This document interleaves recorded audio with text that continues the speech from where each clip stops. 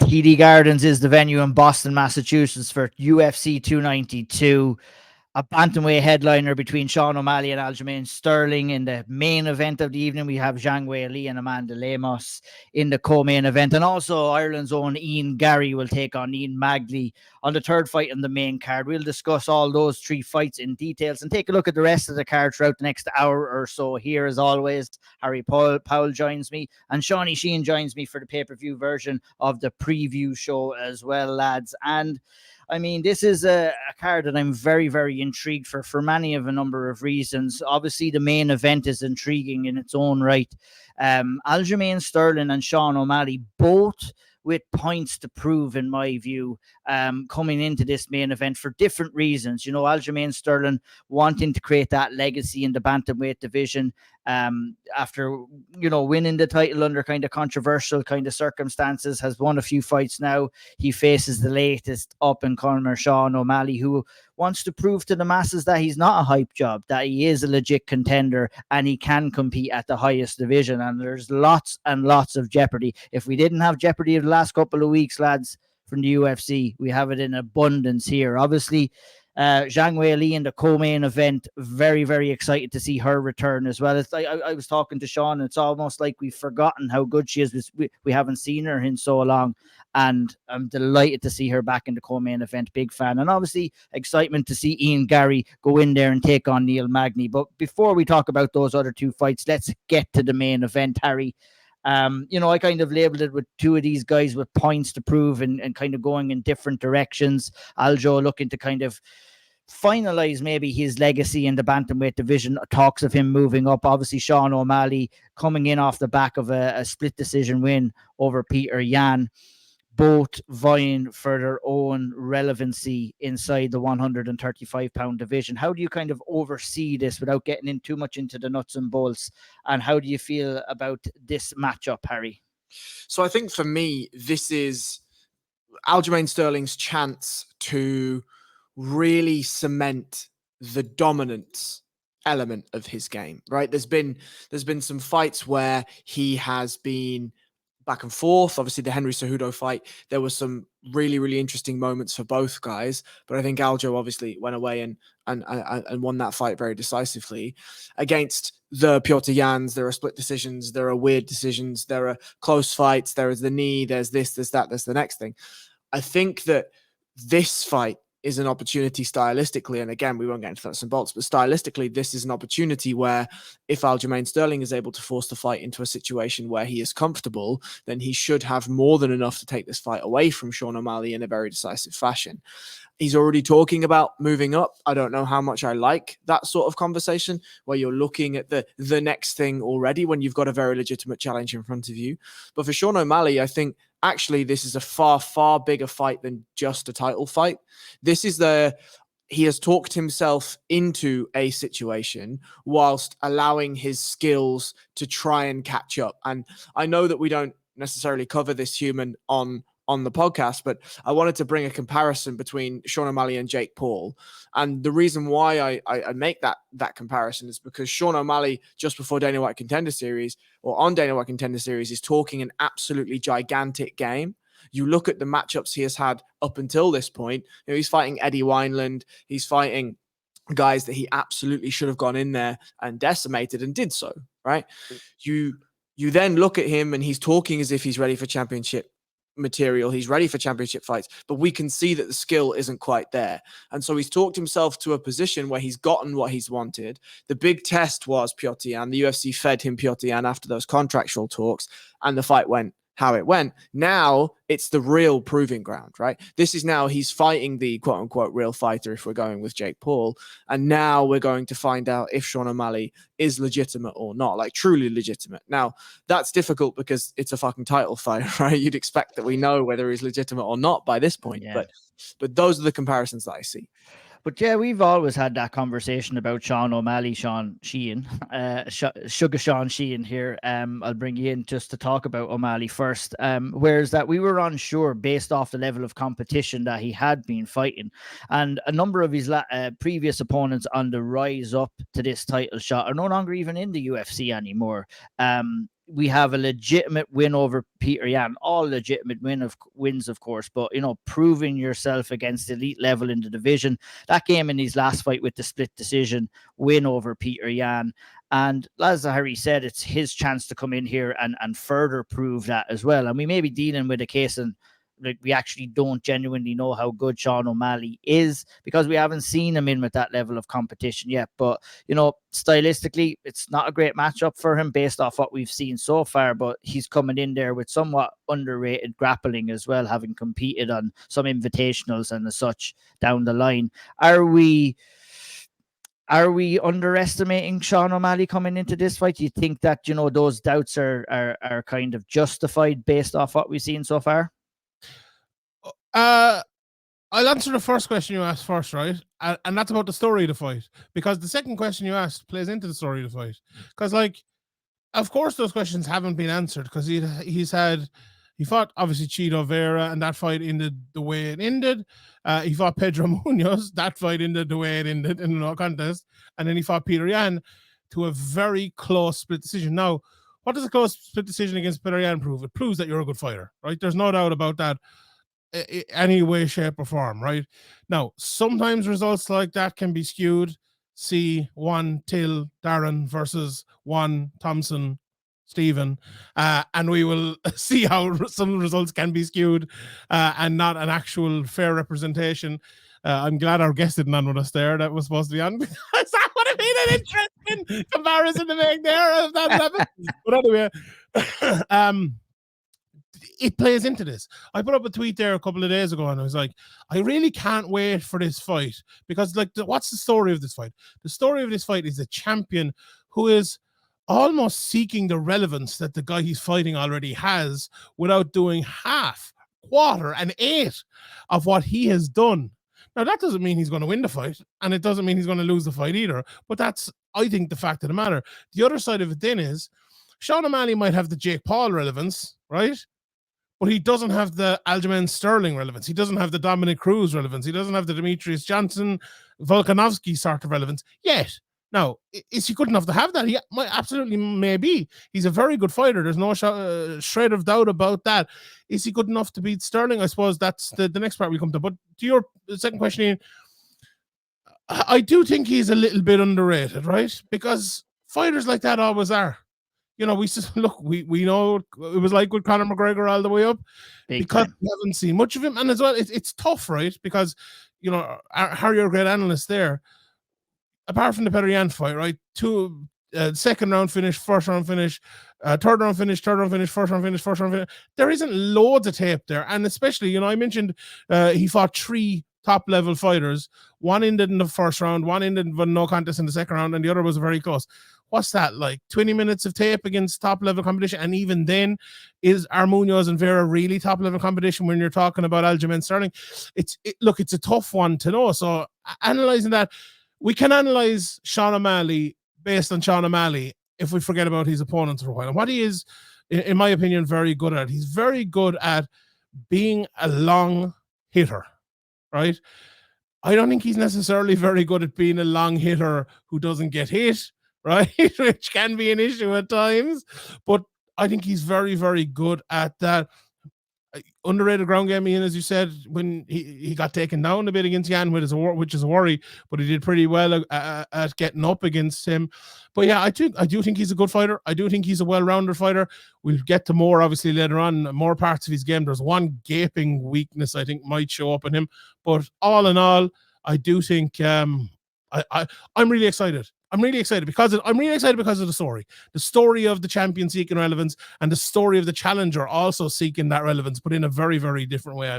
It's very exciting. And they're both shit talkers and stuff as well. It's great. In fact, that always adds extra little bit of spice into the mix, Harry. And look without going and sounding too like going through a revisionist history here, but Aljo himself will have some doubters here and some doubters over some of the wins that he got in recent times. Obviously, originally with the knee over Peter Yan, there was a lot of controversy surrounding that, played up to it.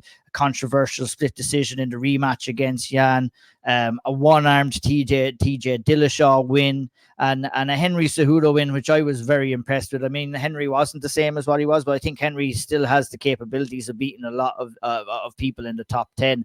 But, you know, coming back after such a layoff, he admitted he made mistakes in that fight. So even with those wins on paper, all fantastic wins. But if you look a little bit deeper, there is some room, Harry, for criticism in Aljamain Sterling's win. But, you know, to beat an up-and-comer like Sean O'Malley, a guy with a lot of hype, like, he would probably get the relevance and get the kind of praise that he is maybe hoping to get and feels that he deserves with a win here, and with a dominant win as well on Saturday night, if he can go out and do that against O'Malley.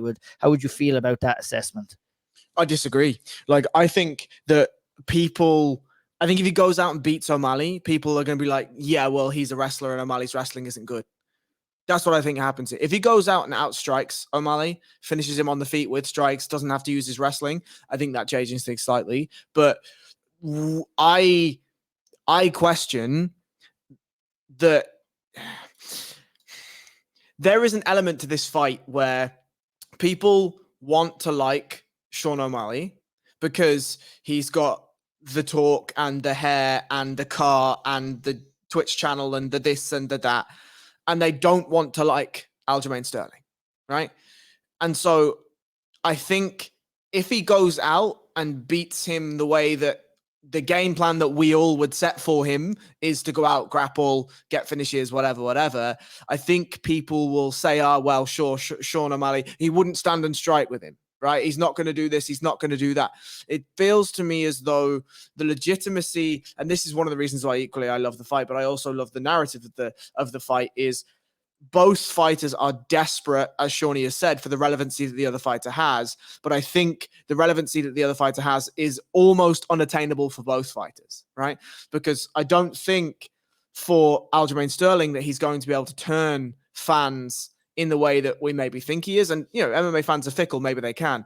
But I also question with Sean O'Malley, because he's so entrenched in the fight style that he has, I don't know that we're going to go out and see or have him go out and do things that are going to make fans believe that he's the greatest fighter in the world. But yeah, I don't know. I don't know that it does gain the relevancy that Aljamain wants. I really don't. Well, relevancy, opinions, all of that goes out the window. It's basically skills versus skills when the guys go in there on Saturday night in the main event. And it's kind of shaping up, and kind of the narrative surrounding this fight is like UFC back in the old school days. It's a striker versus a grappler. It's, can somebody kind of interpret their game plan in to get the win on Saturday night? Harry, I'll go to you first. I'll stick with you just maybe to just talk about some of the nuts and bolts. Like, you can kind of simplify this fight and kind of how it would work by just labeling it like I labeled it, a striker versus grappler. But there's a lot more intricacies involved in the matchup itself. When you level up these guys' skill sets, how do you kind of see them comparing to one another?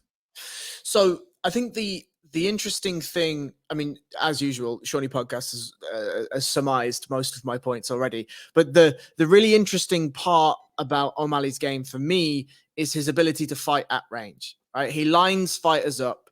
He gets people into situations where they are available for straight rights or big high kicks or knees up the middle. And then when he throws them, they fall over, right? Like, his ability to sit down on his punches, his ability to create torque through his hips and his shoulders is unbelievable. It really, really is. For a guy of that stature, his ability to generate power is absolutely fantastic.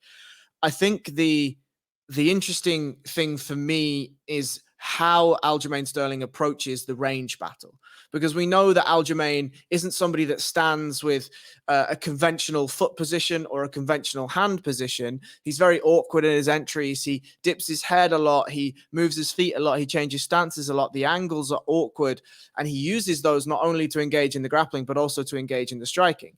Now, does Sean O'Malley use enough of the footwork that he has and enough of the angle changes that he has to ward off Aljamain Sterling's more unorthodox entries because of knees and because of strikes and because of whatever threat that O'Malley decides to face? Or are we going to find that Aljamain Sterling is able to get inside? Now, Shawnee alluded to one big weakness, and I'll be interested to see if we have the same one. The weakness for me is the legs of Sean O'Malley. Big, long legs, easily hittable, but not just hittable, but collectible, right? Because he stands long.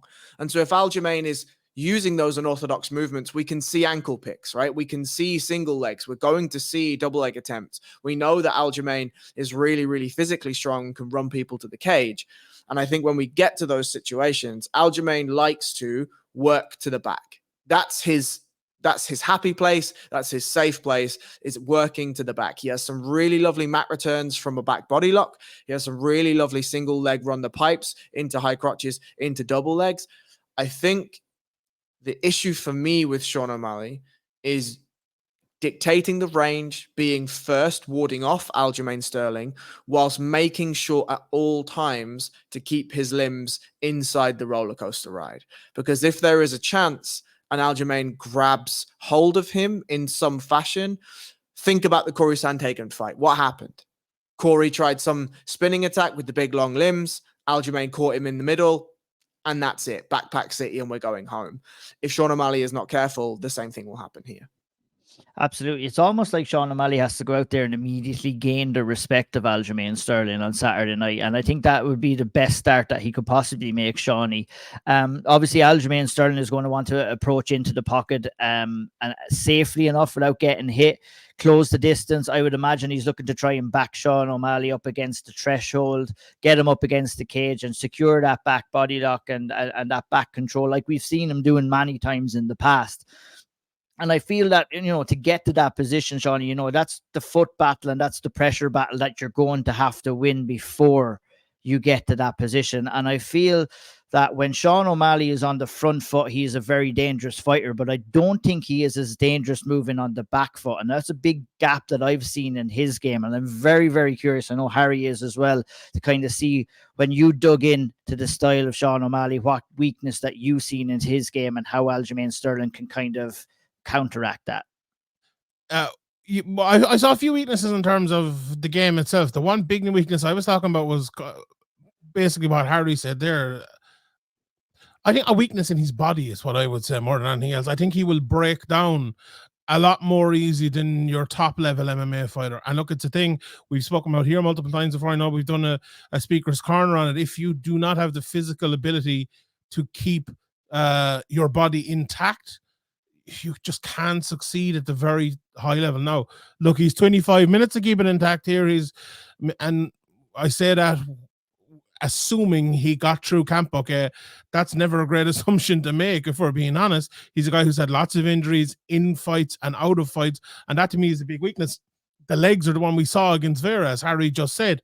If you kick those legs, if you attack those legs, you have big issues. But that's I hate the phrase intangibles, but that's almost, what would it be like the most tangible of tangibles? It's almost such a tangible, it's an intangible. So to talk about that, to talk about the actual fight itself and stuff, I went back and I watched the Yan fight, right? And there was at the very start of the second round, where that mad minute or a minute and a half, whatever it was, when he rocked Yan and Yan rocked him.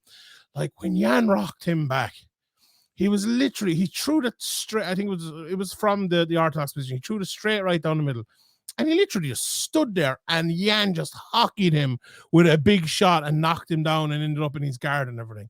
And watching the first round, I was like, he's done that exact same thing once, twice, 3 times, 4. He's done it so many times where he just is. And there's someone else who has a similar sort of thing later on who we'll talk about, but he's so confident at throwing it. It's almost as if shots don't come back from him. And it's grand when you do it as the middle shot of a 3-shot combination or a 4-shot combination. It wouldn't be the middle one in, but you know what I mean? 1 shot in a 4-shot combination or 5. But when you're just throwing the one right hand and you're throwing it naked and loose and open, very tough. The thing as well, and I think the both of you made a great point about the pressure, right? I just think the Yan fight is a very interesting one because they've both fought Yan, right? So it's a weird fight because Yan is the pressure guy. He comes in, he throws those inside elbows and all. And fighting him is almost a bad fight to watch for both of these. Yet he is probably the best guy both of them have fought, maybe. So it's hard to kind of ignore it. I watched a couple of other Aljamain Sterling fights, and even in the Yan one, right? What he's great at, you know, that kind of that step in elbow when someone tries to bring the pressure to him. He is so good at landing that. And if Sean O'Malley comes in there with that straight right down through the middle and he steps to it with that elbow, or if it's a straight left hand as well, maybe, which he throws a lot, if he steps out that elbow, it could be big problems. It could be really, really, really big problems if he does that. And that's striking now. And I say that because I've great respect for Ray Longo, and he's going to see that. He's going to be prepared for that. Big time. We all know that if he can get the legs, take him down, put him on the ground, he's going to have, O'Malley's going to have a very hard time. And one thing I would say as well, if you look at one of the takedowns in that fight, I think it was one at the end of the first, Yan ran into him, went for like, you know, the normal double leg across the what would you call them? The arse, maybe you could call it, against the cage. He managed to get an overhook, was looking for the other side for the wrist control, and he still got pulled up and taken down even with the overhook against Yan. That's going to be issues. That's going to be serious issues against Aljamain Sterling. If he gets himself in that position, he needs to work and circle and run every second he can. And then the problem with that is, will the body be able to take that for 25 minutes? Like, I do think this fight will go a little bit longer. I do think it'll be a little bit of a slower pace maybe than we're expecting early. But once they get kicking, it's going to be very, very hard for O'Malley to keep up a pace he needs just to avoid Sterling, never mind to attack him and score himself. Now, maybe he'll knock him out in the first round, that'll be nonsense, but that's my take on it. Well, yeah, it could go one of a number of ways, but like a couple of the highlights that you mentioned there as well, and you know, one thing I want to highlight is Ray Longo and his team, and me and you have talked about it before, Shawnee, and it's like a very underrated team in terms of game planning and getting the job done. We saw that loads of times with Aljamain Sterling. We saw it loads of times with Chris Weidman, who's fighting later on the card, plus other fighters coming from the Ray Longo camp as well. And you know, will Sean O'Malley get taken down this fight? Absolutely, he will. How many times can he get back up? And how long will his cardio tank allow him to get back up? I think for me, coming in, I was leaning on a Sterling finish, but I look at small wins from O'Malley. O'Malley can save face here somewhat if, you know, he does feel the fight slipping away from where he can just go into survival mode, and maybe just surviving for 5 rounds against Aljo will be like, obviously that's not what he wants, but it'll be something that he can take rather than getting finished and put out of there altogether. But I mean, the big question here is what will Sean O'Malley be able to do to counteract the takedown of Aljamain Sterling? And I feel, you know, that's the biggest question coming out of this fight. And it'll be very, very interesting to see how it all goes down on Saturday night. I think he just has to move. Do you think that, like, just has to circle? He has to get that footwork going. Like, if he is landing dodge, it's funny because I said there, right, don't throw the one shot, because the one shot is where he gets hit. But if you throw 2 or 3 shots, then you're stuck inside and more likely to get taken down.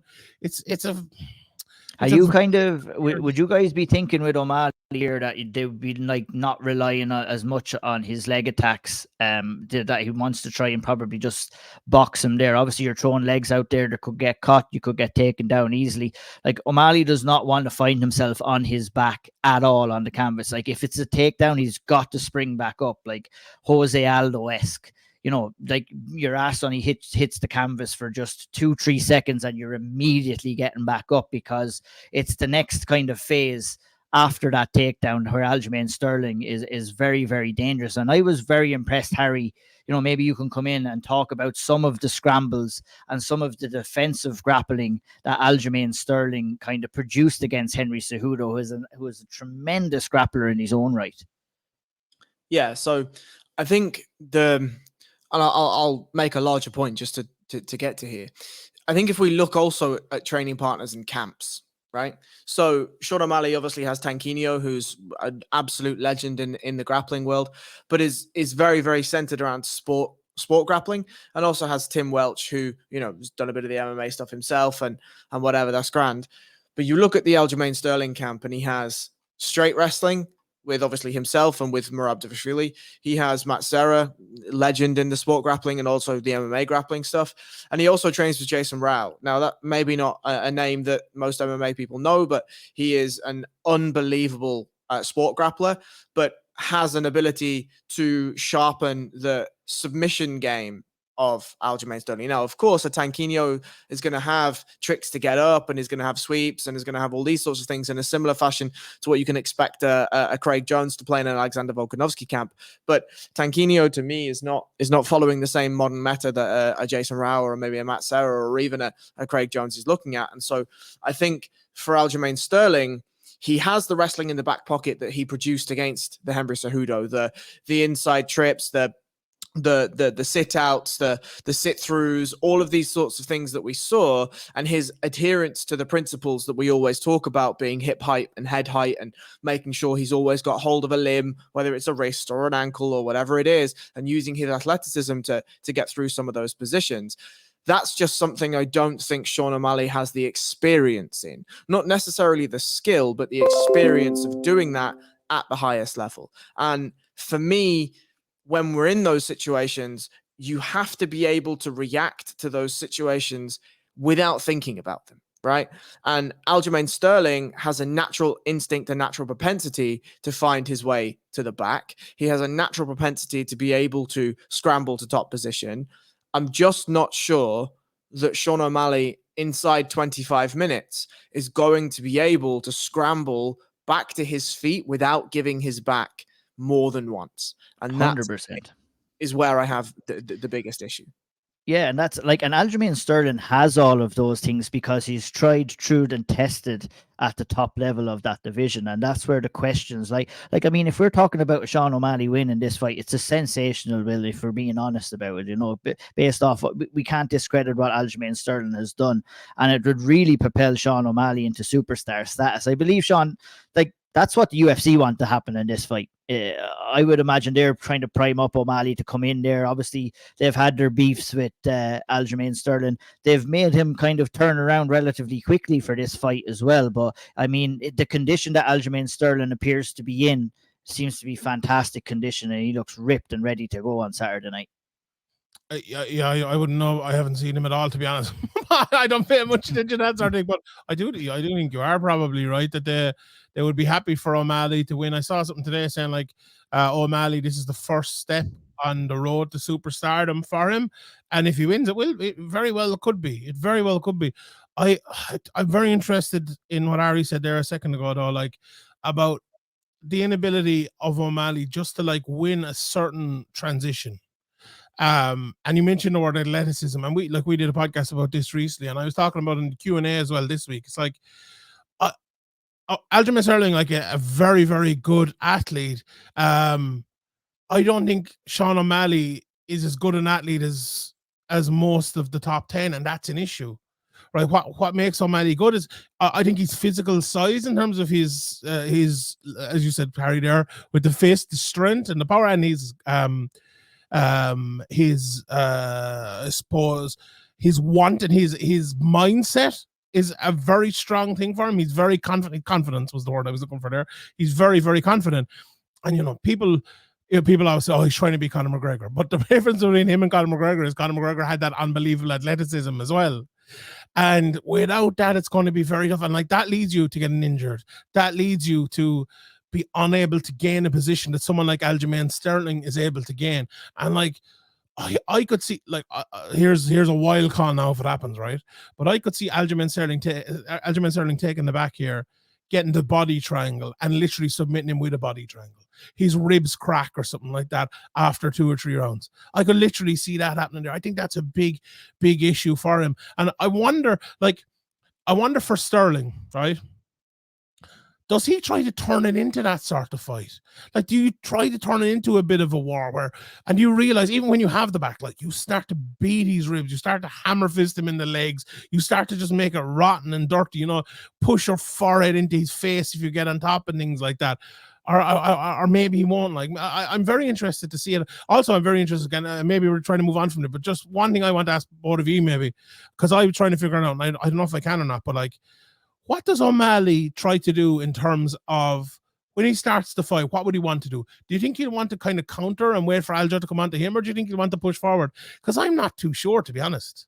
I like it's very difficult to kind of comprehend that, because it's a fine line between fighting on the back foot too much, where you're inviting Aljamain Sterling on, whereas that, he kind of nearly needs to meet him in the middle here, but do it in a safe manner where you can kind of get in and get out, where you're dictating that pay, or that kind of distance control, where is that you want to be far enough away from Aljamain Sterling to kind of counteract some of the takedowns he's going to do. You don't want to get stuck in the pocket with Aljamain Sterling, I don't think, because he's going to be able to get under, he's going to be able to push you back. And you're going to want to be circling and moving and winning that foot battle so that you do not go past that black threshold and have yourself with your back against the cage here. And I mean, if I knew the answer to that question, I'd probably be over in one of the UFC fighters' corner. I guess we'll find that out. And I think Harry might be better versed into kind of maybe deciphering that before we move on to the co-main event. I think for me, the answer is he has to go forward. He absolutely has to. There absolutely has to be. Like, we have seen now, how I word this has to be very, very important, right? Like, Shawnee mentioned before about how Sean O'Malley's body breaks, right? I think that there's an element we saw with Corey Sandhagen, right? His body broke in that fight. His left elbow or right elbow, whatever it was, fucking exploded. Massive tricep problem, whatever it is. Didn't show it once, didn't allow it to affect the fight in the sense that he still went out, still performed, still won the fight. Well, we've seen both of these fighters have something happen to them, and it has allowed the fight to change, whether that's a mental slip or whether that's an overarching physical manifestation of whatever the injury was. I think if I'm Sean O'Malley, I have to sort of look myself in the mirror and sort of fight with my own demons forward, right? I think I can break him because I know I can be broken if I don't, right? And if I'm Sean O'Malley and I'm his corner, you have to garner respect early. You have to make sure that if Aljamain Sterling is going to shoot and when he shoots, it's on the back foot. It's a defensive shot rather than an offensive shot, because those are far easier to find and far easier to see coming. Now, of course, that's easier said than done. And equally, as Ian said, you don't want to find yourself in clinch exchanges in the middle, because you're going to get tied up. He's going to find underhooks, and you're going to have to fight open cage takedowns, which I think is probably more difficult for Sean O'Malley than it is up against the cage, because at this point, it feels like every MMA fighter has a repertoire of cage wrestling defensive work. I think for Sean O'Malley, you have to use the leg kicks, you have to use the body kicks, but you have to use them sparingly, because as Ian said, you don't want to get caught. You don't want to find yourself in a situation where you've had a kick caught and you're on your back. But I think that Sean O'Malley has to garner respect.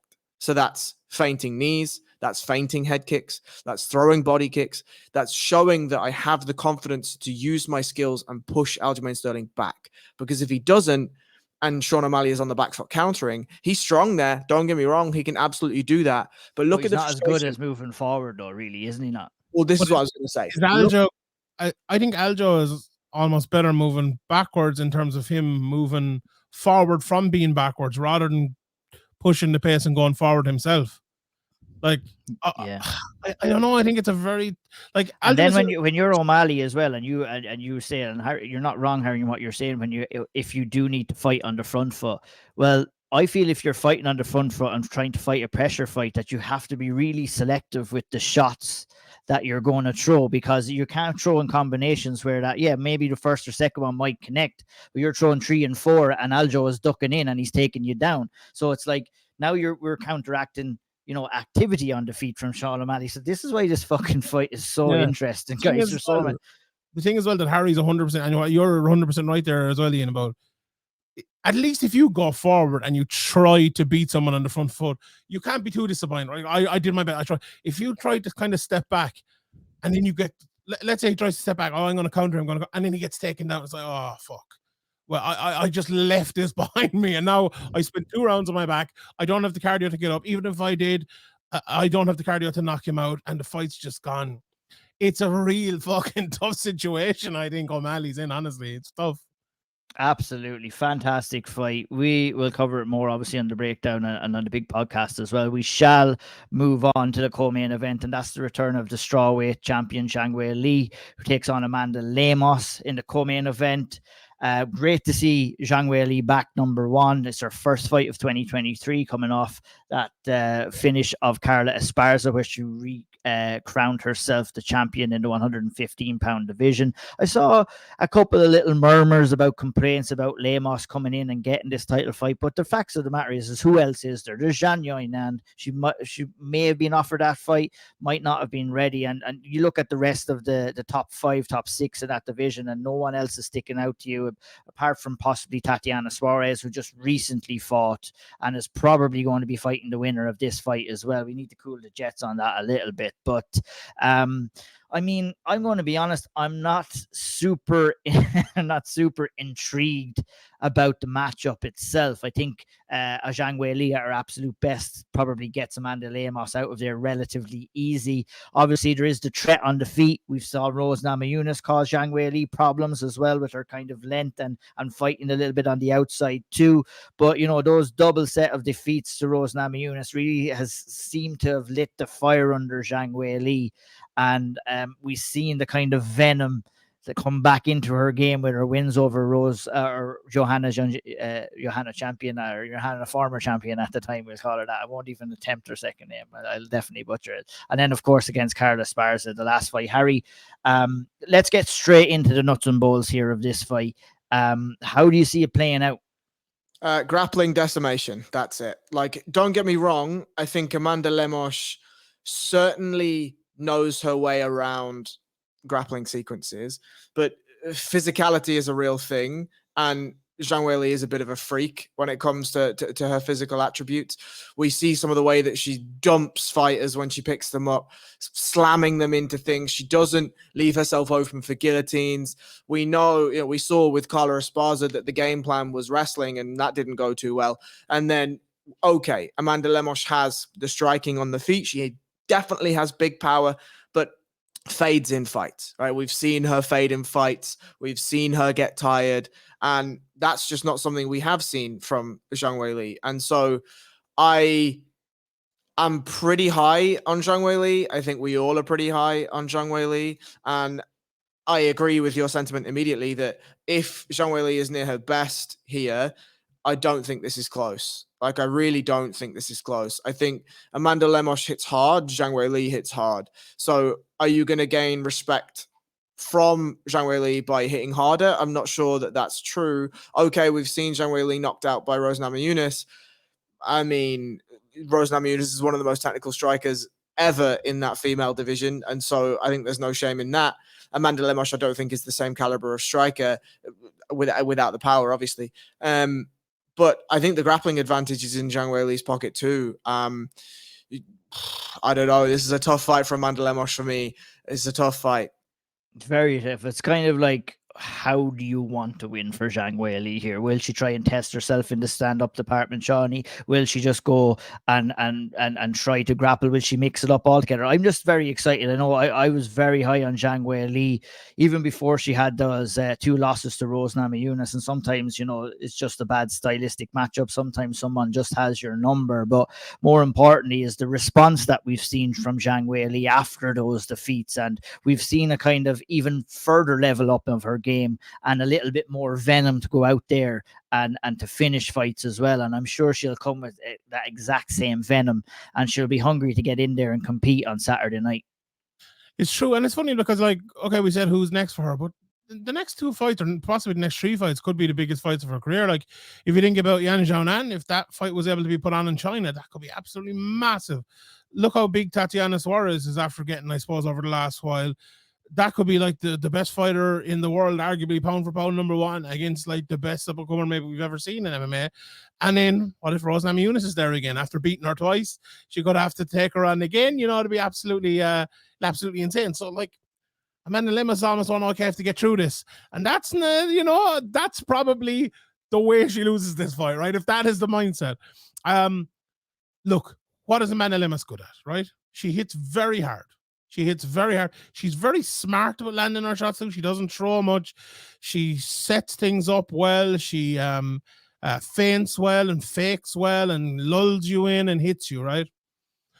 And everyone that fights her is like, oh no, don't get hit by this, oh Jesus Christ, don't get hit with the right hand, and they get hit with it, whatever. Zhang Weili won't give a shit about that. She's gonna fight her fight. Look, Lemos, right? You look at Lemos. She's a better athlete than almost everyone she fights. She's faster than almost everyone she fights. She's a better game plan than almost everyone she fights, and she hits harder than almost everyone she fights. Is she better than any of those four things than Zhang Weili? I would say probably not. Maybe she hits harder, right? If we had one of those punching machines that Francis Ngannou. We know Zhang can get caught too. We've seen it happen before. So you're going to come in with that confidence, but also you're now facing a Zhang Weili who has dealt with the lessons of getting caught before. 100%. There's no shadow of a doubt about that. I tend to agree with Harry, but I don't think it'll be grappling immediately, maybe. I do think she'll be happy enough to strike with her. I think she will use her speed. Like, there's a big problem here for Amanda Lemos, right? That if she can't land that shot immediately, and as Harry said about the main event, gain that respect, or maybe it was you and said, gain that respect. Oh, she's in for a rough night. A very, very rough night. Because if she can't gain the respect on with the hands on the feet, and Zhang Weili beats her up there, well, when she decides to take the fight to the ground, you can just see it be one of those ones where she's taking out, she goes, oh. It's almost a relief to be taken down, but it's almost like, oh no, what the fuck is happening out with a frying pan and into the fire kind of a job.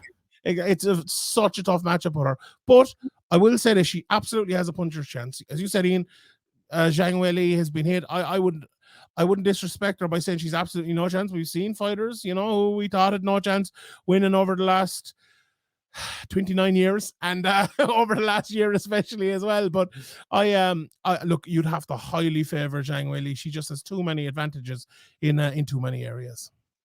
Yeah, I mean, not too much else to discuss about this. I'm just happy, like I said, probably 4 or 5 times already, I can share my excitement about Zhang Weili. Just love watching her fight, love her style, and love her ferocity as well. What I love is the fact that Neal Magny is an absolute dog who's come in at short notice here to take on Ian Garry. He replaces Jeff Neal, who fell out with an injury just a couple of weeks back. And I mean, I want to start the assessment of this fight just giving Neal Magny his kudos, because that guy is an animal, coming in and fighting the who's who, calling out like Hamzat for a long time, went in and fought Shavkat Rakhmonov, coming in here to fight Ian Garry. Fair fucking play to Neal Magny. And because of that, we're seeing Ian Garry on this card. And, I know Ian was gracious of him coming in, as confident as ever coming into this fight as well.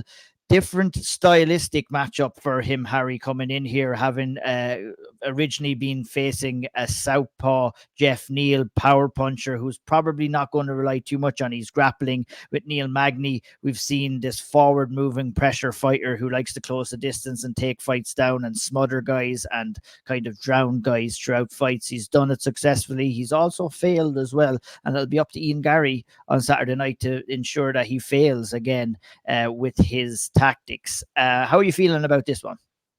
I mean, to me, this is the fight that should have happened in the first place, right? Like, I'm not saying that Jeff Neal was the wrong matchup. I'm not saying it was necessarily a bad matchup either.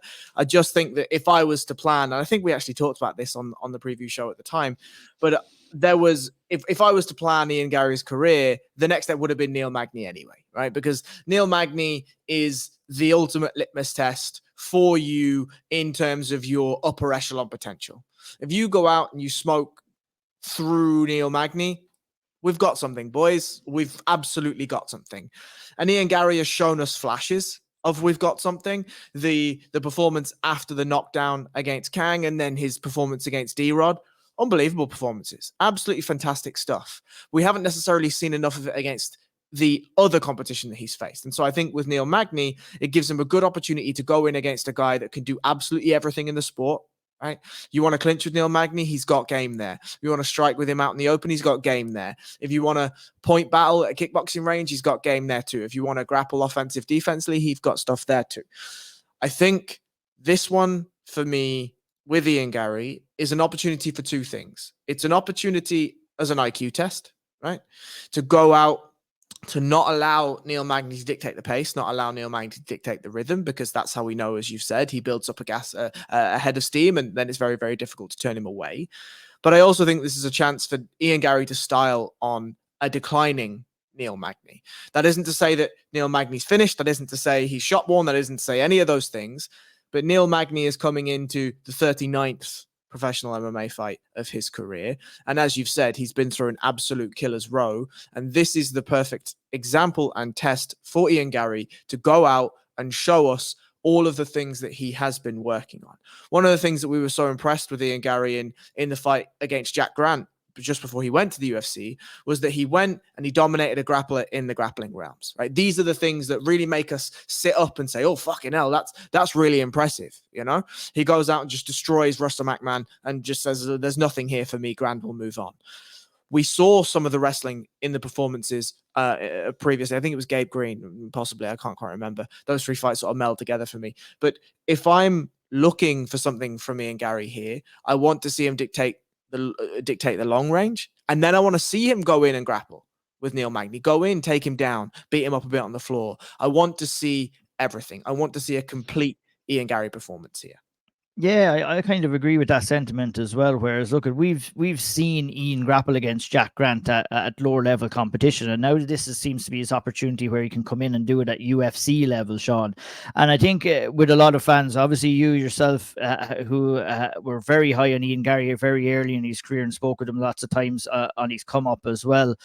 You know, a lot of fans maybe watching from the outside in or not that familiar might not realize how good a well-rounded fighter Ian Garry is. And like Harry said, this is a good opportunity for him to come in and show his well-roundedness as well. Obviously, his prediction was a second round finish. The easiest route to victory would probably to sprawl and brawl, keep the fight on the feet and use his range and his power and his slickness on the feet to kind of win the battle over Neal Magny. But, you know, part of me as well, along with Harry, wants to see, you know, Ian showcase a lot of the other abilities he has in his game. How do you feel about this matchup? I think it's a very tough matchup.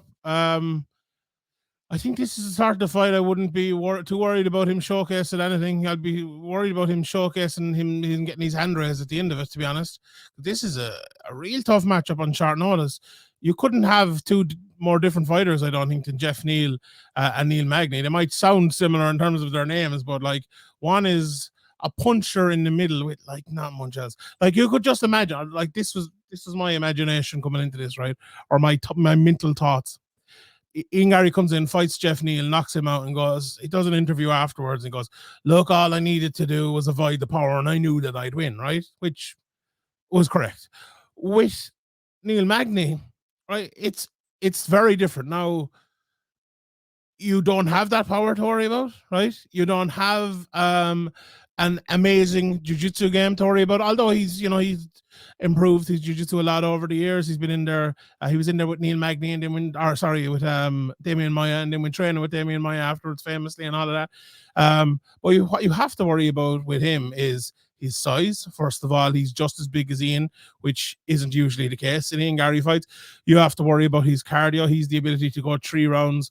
We saw Ian's cardio was amazing in his last fight. Probably the fight before that as well. Just stood out as being really, really, really good. And on short notice, maybe Neal Magny mightn't have that, but I think he will. I think he's the type of guy that stays in shape.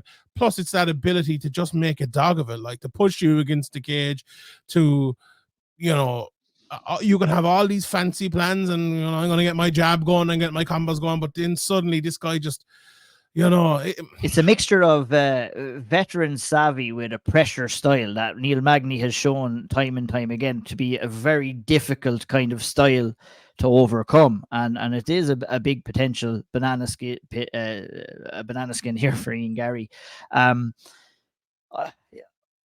Do you think, Sean, that would you be more confident in an Ian Garry win if it was longer to prepare? He hadn't originally called out Neal Magny. He said this was the fight he originally wanted. So obviously he would have had that mindset that he would have been able to overcome. But, having a mindset is one thing and actually, technically preparing for your opponent is another. And he hasn't had the time. Is that like the biggest worry for you here? Is that maybe that lack of preparation time that might affect him coming into this fight? It is, but I suppose the other way around, Neal Magny didn't have the same preparation fight to prepare for Ian Garry. But but your point is correct, because it's not just that he wasn't preparing for Neal Magny, he was actually preparing for someone else who's very, very different, whereas Neal Magny wasn't preparing for anyone, and then he comes in and fights Ian Garry. So yeah, like there's no one in the world that wouldn't possibly struggle against Neal Magny, right? No one. He has the ability to make anyone struggle. Having said that, I do think Ian Garry will win, right? I do think he will be able to kind of break off of the pressure, use his jab to get out, use his footwork to turn away. Like, he has, people kind of maybe forget that at times, that he has very good footwork and a very good jab. It's probably the best thing about his game, honestly. And like, we threw in our picks today, and I picked Ian Garry to win by decision, and I think that's the sort of fight we're going to get. And I think that's smart, right? He needs a smart display here. I really don't think the show bits your game here. No, he needs to don't get caught up in what Neal Magny wants to do. Be smart. If he gets tired towards the end, if you get into the dominant position, if he opens up and you can knock him out or something, absolutely no problem. But be smart about this. Get you in, and like, I think you can do that, and you can look good doing that as well. If he does that, the footwork is going to be nice. People are going to be impressed by that. The jab is going to be nice. People are going to be impressed by that. The combinations you need after maybe you move around are going to be nice, and people are going to be impressed by it. So what I want here is a technical clinic from Ian Garry. And if you're an Ian Garry fan out there, that's probably what you should be looking for as well. More, I think, than anything else in this one. Indeed. Harry, a lot of hustle and bustle this week from Ian Garry, wanting to be disruptive, saying he's the person that's going to carry this card, belittling kind of the co-main event and the main event in this card. What's your thoughts on all of that kind of chit-chat and mindset? Fuck all that. It's just noise. It's just noise. Like, Ian Garry has to go in and beat Neal Magny, Like, one of the reasons why I call for him to go out and put a performance on is, similarly, he talks like he's a superstar. He's not a superstar yet. Like, he's a good rising prospect with the potential to be far, far bigger than he is right now. Well, going out and beating a Neal Magny and beating him decisively, and whether it's, as you say, with Shawnee, whether it's a technical display where he just decimates him technically and it's a dominant win or whatever it is, because I picked the decision as well, right? But I think if he goes out and he can go over and above, like we see with a Shavkat Rakhmonov, then people will take notice, and he can start to say these sorts of things that he's saying. But I mean, I think the card placement for Ian Garry is about as perfect as you could ever possibly ask for. Massive pay-per-view card, 2 fantastic fights in the main and co-main. And like, let's be honest, when it's 2 title fights, that's 2 main events. So you can think about Garry being a pseudo co-main event on a UFC pay-per-view. Like, that's a big spot. Like, I don't care of all this, whatever. That's fair. Any thoughts on it yourself, Sean? Yeah, I just think it's unnecessary. Like, and I hate the word disruption. And when people start using that, I'm like, that's a surefire way to put me off. He's managed by Gary V as well, which is another surefire way to put me off. Do you think some of the disparaging comments maybe towards Sean O'Malley in the main event maybe stemmed off the fact that Sean O'Malley was super critical about the management or the former? Obviously, Gary V used to be in management with Sean O'Malley. Sean O'Malley has been coming out on interviews and also today on the media day, really disparaging MMA management, full stop. And I kind of look at it from the outside as maybe Ian is clapping back a little bit on that, and whatever you want to think about. For me, it's like I don't take too much heed in it, but I'm unsure about the direction of kind of disparaging your peers there. I mean, Aljamain Sterling has paid his dues, and you have to respect, whether you like Sean O'Malley or not, you have to respect the path that he forged. Plus, you're talking about Zhang Weili and Lemos, a complete disparagement of their skills in the co-main event as well. I mean, both of those have worked hard to maintain their title shots. And I'm like, as decisions go, I mean, you can say whatever the fuck you like, if I'm being honest, until if you keep winning, because once you keep winning, you're going to get away, because like Harry said, the most important thing as a fighter is what you do when you step inside the octagon, and once you get those wins. The problem is, if you have all of that chit chat and you maintain that chit chat, it's going to fall down on you very hard if you do not go out there and get the win. Yeah, it's unnecessary. Like if you're in Garry, you're good enough that you can be cocky about your skills, what you're going to do to your opponent, and what you just did to your opponent, right? You don't need to say, "Oh, people are getting up to watch me at 5 o'clock in the morning," and not Sean O'Malley. Like, give me a break. Like, come on. We're watching the whole card. We like all of this. You know, we get up every week to watch at 5 o'clock in the morning. Why are you disparaging the Irish fans as well that get up at 5 o'clock to watch fucking shit card B? Well, if you go up at fucking 5 o'clock in the morning in Ireland, you're going to miss seeing Garry's fight. So there's news to everybody there. So probably get up at 4 o'clock instead of 5 o'clock. So, like, I don't know. I think he's just so good. Like, he doesn't need that. Like, talk your shit afterwards, but talk your shit before as well. But talking about you and there's no need to get into all this. Yeah, and like, bringing yourself up, but at the same time as pulling someone else down, I personally, I don't like that. I can't understand it myself. The biggest issue as well is like the unnatural part of it, and like, oh, we have everything planned for how we're going to disrupt fight week. Like, if you're trying to impress Irish fans with that malarkey, that's not going to work. We're not idiots. Like, you know, people are absolutely not. The best thing that he's done last while is when he was walking down the road, and then fucking Conor McGregor was there, and they met, and they had a bit of back and forth, and it was natural, and it was nice, and you could see it, and like that went viral. Never, like, nothing else he's done has really gone viral, has it? You know, but I don't know. I thought the t-shirt was a good idea. There are a few good things in there, but like, yeah, I didn't mind the t-shirt, to be fair. There's no need. There's no need for all of this. There really is no need. It's not gaining you anything. It's just maybe cringing off a few people. But like, all of that will be forgotten afterwards as well if he puts on an unbelievable display. Absolutely. Couldn't agree more. 55 minutes in, and we've only got through 3 fights, lads. We'll blast through the rest of this card. Next on deck, Harry, Chito Vera takes on Pedro Munhoz, as I almost joke. In the bantamweight division, double set of bantamweight fights to kick off this card. 3 bantamweight fights on the main card itself. Chito Vera, Pedro Munhoz. How do you see this one going down, Harry? This is a massive fight for Chito Vera, to be honest, because he absolutely needs to come out here and, you know, Shawnee, I think it was Shawnee. If it wasn't Shawnee, sorry, I apologize, Shawnee, was saying that Marlon Vera is one of these fighters that has taken the... This is going to sound very Shawnee hard. called him a journeyman at one stage. That's what he called him. Are you being correct about that? Just like, and then he took it away, and then he brought it back again. Like Kevin Allen. I was right about Kevin Allen. After yeah, me and you, we're championship material all day. 100%.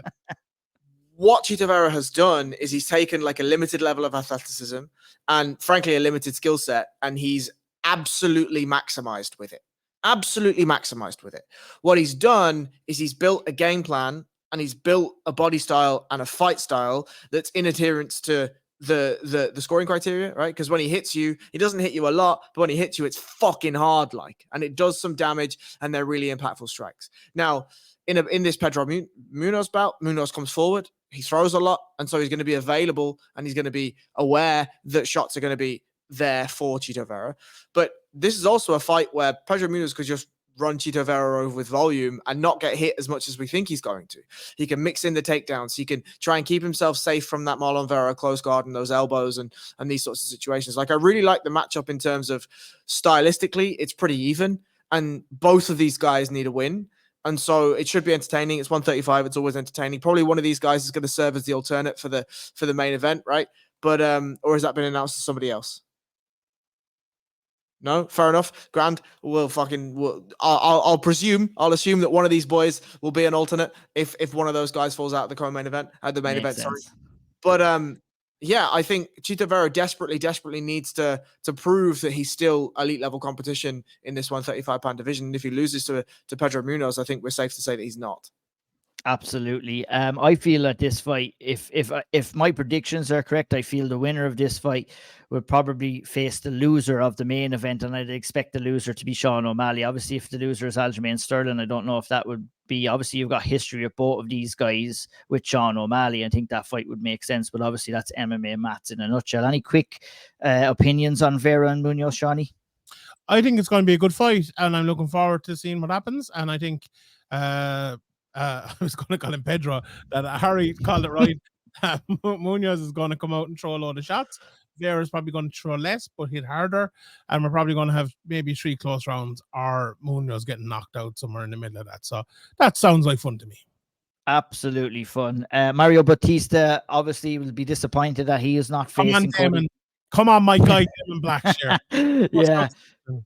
That your reward for the 3rd ever twister in UFC history is getting straight. I was like thinking about this in the car today, and I was like, what must a week be like if you're Damon Blackshear? You go out there, you pull off a twister, you go in, you get settled, you find out probably after the fight that Bautista needs an opponent, you throw your hat into the ring, you probably hop on a flight straight away and travel from Las Vegas over to Boston and get yourself ready to cut weight again once more. I think the big thing that we have to focus on here is that we've got this guy, Damon Blackshear, who is cutting down to 135 twice in the course of 7 days, and that's a little bit dangerous in my views. I think they were putting Mario Bautista in to face Cody Garbrandt to build Bautista, who is a very, very good prospect in the 135-pound division. I think Damon Blackshear, be careful what you wish for here in this fight. I think this is more of a let's turn up and get paid 2 times in 1 week, and let's try and come out of this relatively undamaged and try and have somewhat of a healthy weight cut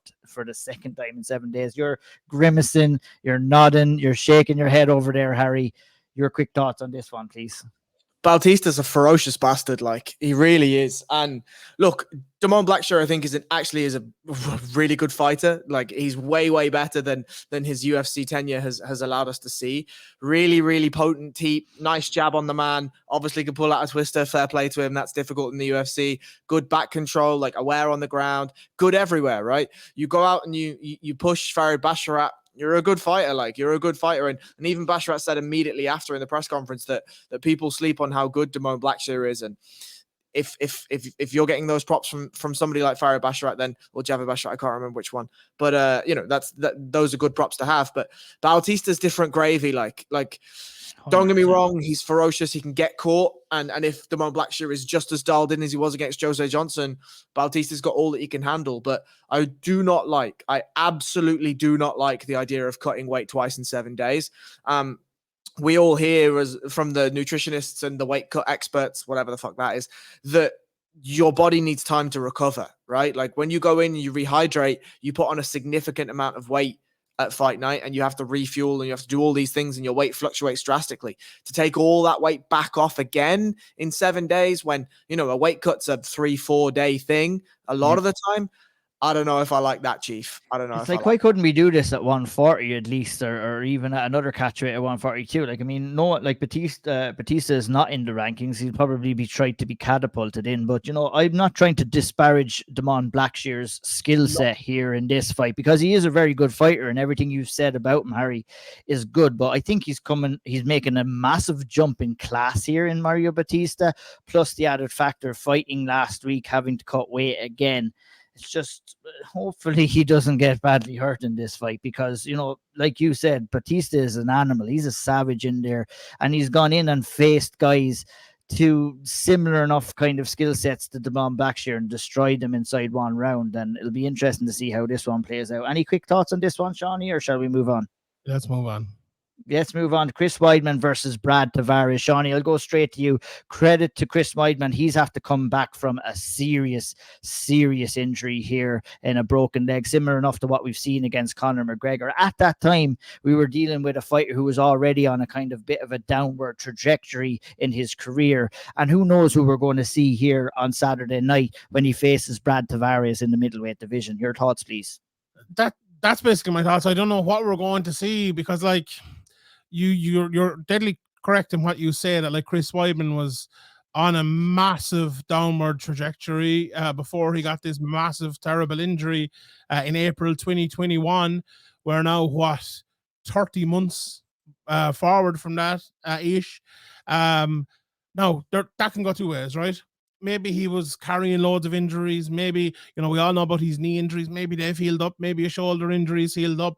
Maybe he's moving a little bit better. Maybe everything helped when the leg was getting better. Maybe you have to strengthen everything else up. He looks, one video I did see was him with the band mask on, hitting the fucking, hitting the pads or whatever it was. And he looked in amazing shape. So, I'm interested. Do you know what? For this fight, I'm just delighted to see Chris Weidman getting back when you've a horrid injury like that.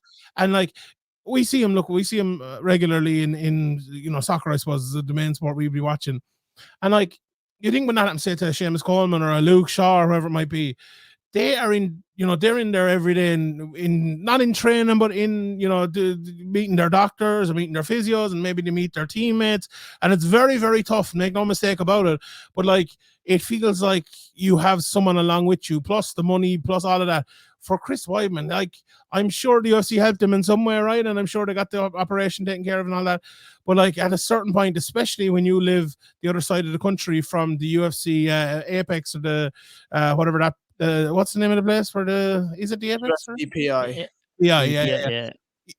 It's going to be difficult, right? If you have that, they're going to help you out a lot, but it's going to be difficult. And he's a family and everything to look after.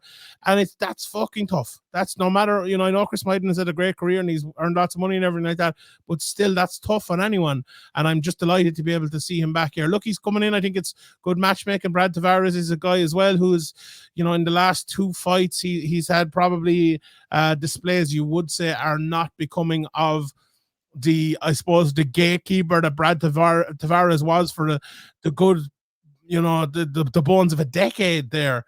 So it'll be interesting to see how it works out. I would love if Chris Weidman came back and looked amazing. It's very tough for me to see that. So it's like, I don't even think, is there much point even breaking down this fight? Like, really, because there's not, because you don't really know what we're going to fucking see here. Like, I really echo your sentiments, and I'm very happy that Chris Weidman gets here and gets this fight so that his career wasn't ended by such a horrific injury. He's given us some great moments inside the octagon. And I think win, lose or draw, or what happens in this, I think it is a success story that he's even gotten back into this position, and hopefully things go relatively okay for him in there, and he doesn't look completely shot against Brad Tavares, because Harry, I'm sure you would agree, if he comes in here relatively shot, and even though Tavares himself is on a little bit of a downward trajectory, you would fancy Brad Tavares to kind of capitalize on that a little bit. Definitely. I hope whatever happens, that this was a matchup that behind closed doors, Chris Weidman said, I just want to get one and then I'm done. It's not going to be that. We all know that that's the case. But Chris Weidman's 39. This is an absolutely hellacious injury to try and come back from. He's come back from it, fair play. He's got himself through it. He's probably got himself through it purely by the grit and determination that he wanted to make that walk again.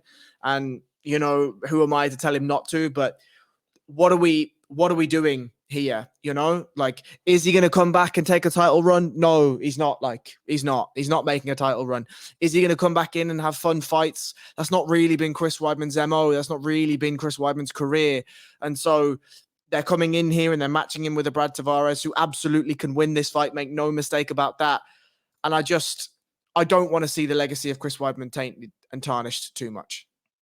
Absolutely, very well said. 185-pound division next, Gregory Rodrigues versus Dennis Tuliulin. Harry, 16 knockouts between these two gentlemen. I think the violence meter is going to be at a number 10 for this fight. Would you recommend? Would you think that?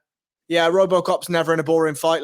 But I would say that if Dennis Tuliulin's getting finished by Jun Young Park, he's probably going to get finished by Gregory Rodrigues. Now, Rodrigues, who knows what he looks like after that insane, probably the worst cut I've ever seen, where you could see the tendons in his brain and stuff through the fucking forehead of the man.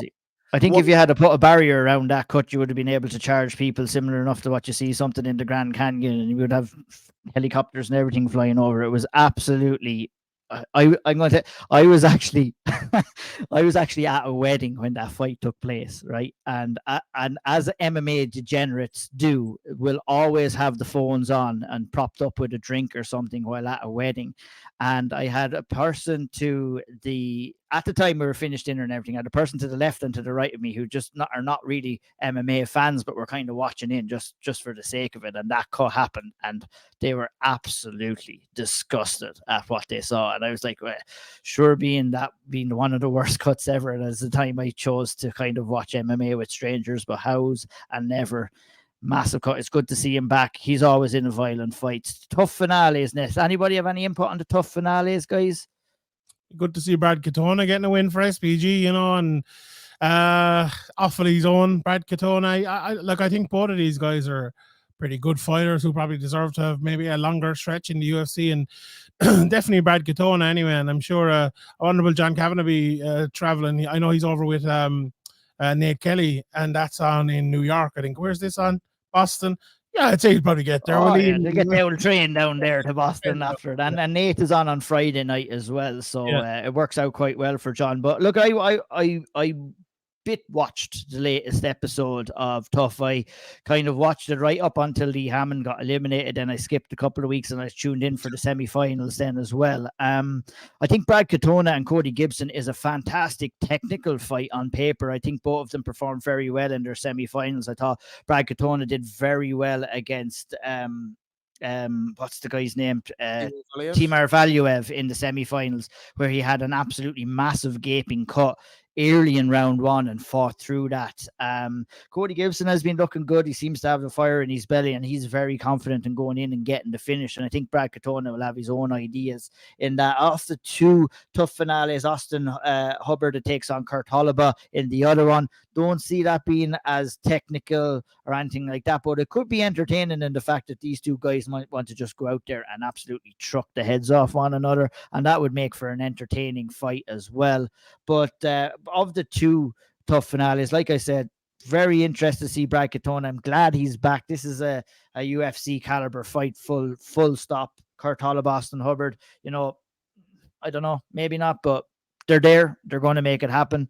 And fair play to Brad Katona. Shout out Winnipeg, shout out SBG Ireland, and all that crack. Moving on, Gerald Meerschaert will take on Andrei Petrosky in the middleweight division. We'll move swiftly along from that fight. That's a tough one to get us going. I want to stop on the next one, though. That's in the 125-pound division, women's division. Andrea Lee versus Natalia Silva. Fucking love this fight for Natalia Silva, who's been really good in her last couple of fights, and it's almost a perfect matchup here against Andrea Lee. Harry, in this fight, a good solid test, a chance for Natalia Silva to kind of stamp her name into the top 10 of the division against a durable, awkward Andrea Lee, who, if you get a win over Andrea Lee, you're top 10 material for sure, but without a confidence in saying that you can push through and to become a title contender. But it's a good litmus test for Natalia Silva, who I believe has been a figure of your severe spotlight in the past. She has indeed, yeah. It's a big step up, though, right? Like, it's a big step up. I wrote about her win against Victoria Leonardo. Leonardo, Blader, and Jasdavicius. I think Jasdavicius is the biggest win of those three, and that was her UFC debut, and I think that says a lot.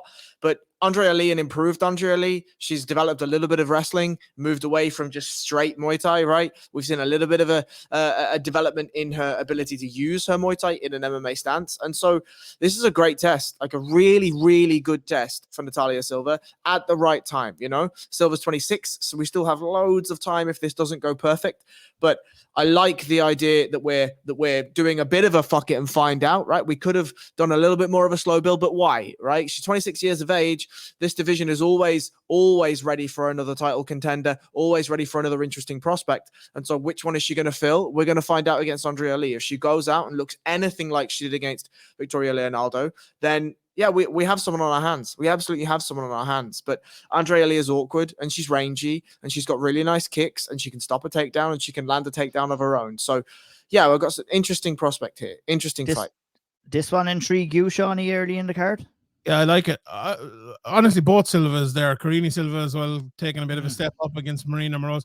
But the one thing that intrigues me is the betting price. I think Andrea Lee is like plus 235 or something like that. Ooh. I always love a bit of Andrea Lee as an underdog, to be honest. Now, I would go along with what Harry said. I would probably just about favor Silva in this, but I just think Lee she's awkward because she's not awkward, if you get me. Like, she's a good jab, a good right hand, a good takedown. If it's everything, maybe she'll struggle at the very top of the division. But I like fighters like that, especially you know, in the women's flyweight division, look what Caitlin Chukagan did for how long was it? A decade there as the number 2 fighter in the world.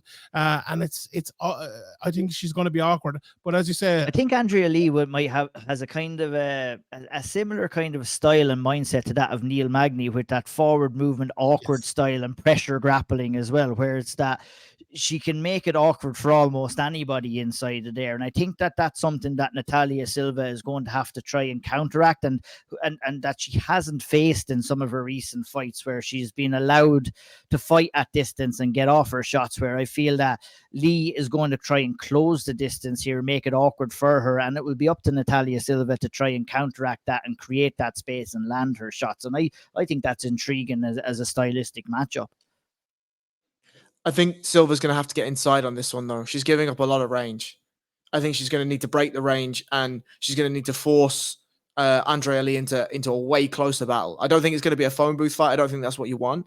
But if I'm Silva, I don't want to allow Andrea Lee to use those long-rangey kicks if I can help it. Absolutely. That's it. Said and done. UFC 292 preview show in the book. We hope you enjoyed it.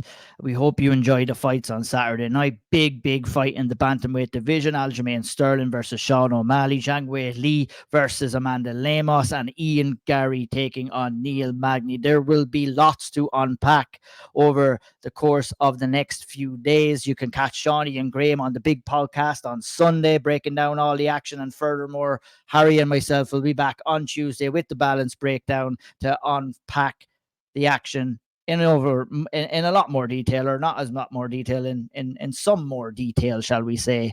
You could say it. A lot more detail. Yeah, sorry. I was like, fuck, I don't want to disparage what Shawnee and Graham are doing, but we'll get it done. Tune into the boys on Sunday. Tune into us on Tuesday. Until then, enjoy the fights. Take care of yourselves. And God bless. Up Limerick.